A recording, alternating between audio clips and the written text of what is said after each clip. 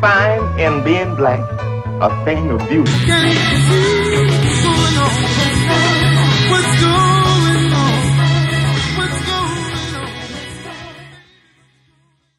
Hi, I'm at the Romantic Times Convention 2012. I'm here with writer Diane Davis. The name of my documentary is What Color is Romance? Because I've always wondered about romance of color and writers of color that write romance and how it kind of seems like they're second-class citizens in the romance field. What color is romance to you? Whatever color I choose to make it.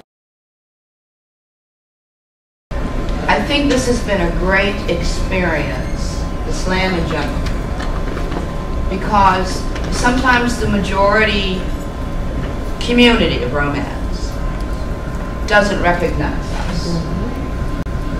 And to have this, to promote us, to nurture us, and like Evelyn said, to have these classes coming up behind us, is very, very important.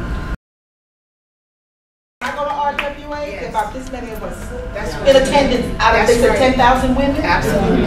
And they will never give us a reader award because if we submit our books and the judges who are other writers and aspiring readers are not going to give us that book.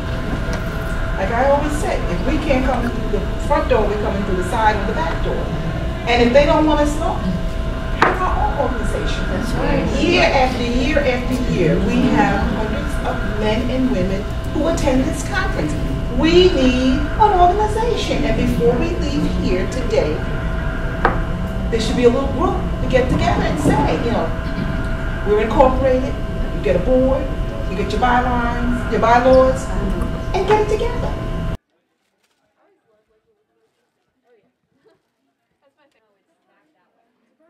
I'm here at the Romantic Times Convention with Kimberly K. Terry. I know, Kimberly, you write what they call IRMC, Interracial Multicultural Romance. Can you tell us about that genre and why you like it so much and why it has taken off? So, you know, that's amazing. That's an amazing topic to me because when I first started, my first book came out 8 years ago. And when I wrote my first book, Love's Redemption, nobody wanted it because it was a black female with a white male.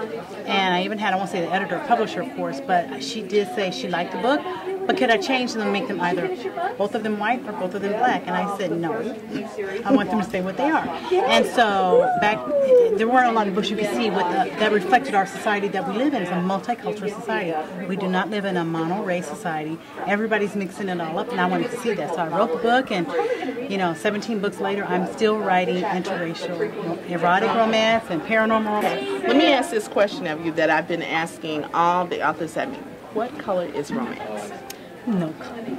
Romance is every color. It's whatever you want it to be, you know.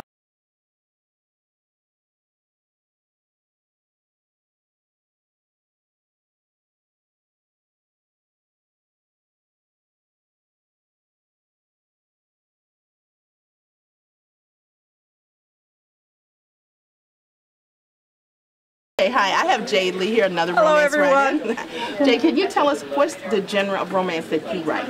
I write everything, but I write primarily historical Regency era romance. So it's like Pride and Prejudice with hot sex.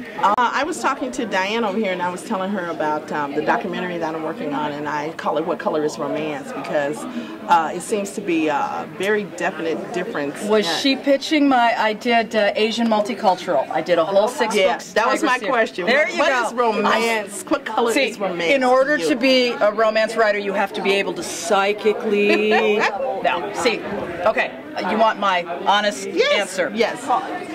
People fall in love, whether they are green, purple, yellow, white, brown, doesn't matter. They fall in love, and that universality is there. However, for multicultural romance, I really, if I'm going to read an African American romance, for example, I want to feel like I'm reading an African American guy and girl. I want to know those little bits of culture that I don't have. And when I wrote Asian, there was one scene, actually this was from a contemporary book, where we open up on the hero looking down at the big fish with the open mouth staring at him, because that's a very Asian thing to do. There's a big fish, it's a dinner, and the eyeball is staring at the guest of honor.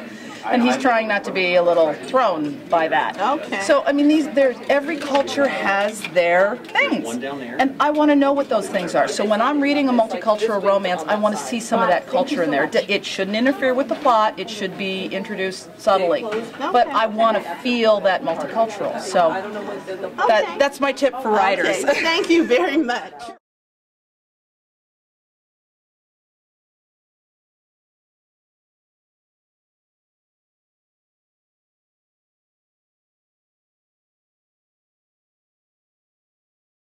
Here with best-selling New York Times writer Brenda Jackson. Ms. Jackson, it's an honor to meet you and see you again. Thank you. Let me ask you something.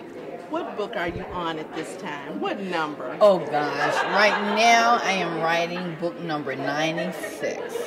That's great. You know, Ms. Jackson, I've been walking around. You know, I love books. I love romance. The reason I love your book so well, Brenda Jackson was the first romance writer of color that I ever read, and I fell in love with her. Okay. And reading an article from her saying her favorite book was Night Song, Led Me to Beverly Jenkins. Oh yes. Let me ask you, what color is romance? Romance is colorless, and the reason I say that is because I believe it is colorless. Whatever color you decide romance is, then it is. The first color that comes to my mind is red, because red is passion, red is love. But in my heart, I believe romance is colorless because it applies to anything and everybody. Okay, thank you. Thank you for taking time. Great to see you.